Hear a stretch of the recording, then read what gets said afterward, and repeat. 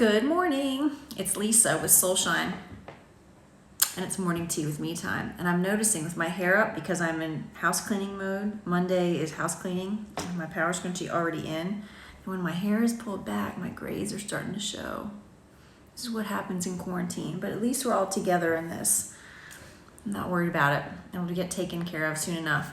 But today I'm cleaning, and I've got my headphones on because I've already queued up what I'm going to listen to. I've found, for me, it's very important to watch what I put in my brain and in my eyes, because it goes into my brain and my ears, because I am notorious here lately in quarantine mode to sit in a chair late at night until the wee hours of the morning and scrolling and scrolling and scrolling through TikTok, thinking eventually I'll find something that's really, really like encouraging. And some things are really, really funny, but some things are just brain numbing. It's like opening the refrigerator and you constantly are thinking with each open that something new will appear or some new idea will appear of how to put things together and make something new. It's like that. Like I just keep scrolling and scrolling and scrolling, thinking that something really magical is going to appear. And sometimes it does, but it doesn't need to occupy 2 hours of my time. So I'm weak on that. That's my weakness, and it doesn't give me any sort of strength and encouragement. So I'm learning over and over again that I need to really watch what goes into my eyes and my ears, because it goes into my brain, and then it affects my mood, it affects my creativity, it affects how I see the world, it affects, and it echoes. It's like got this sticky, viscous feeling to it, like with TikTok specifically.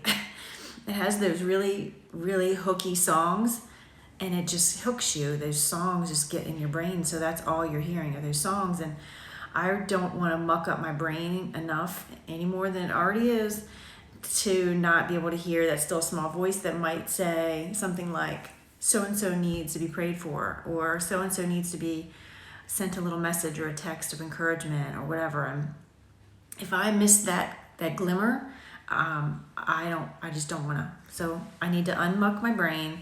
So today, in cleaning mode, I'm going to put on my headphones, and I've already queued up Romans. So I've pulled up Romans on YouTube. I can listen to the Passion Translation. So it's this gentleman with this really cool British accent that's going to read me Romans while I vacuum and dust and clean up the house.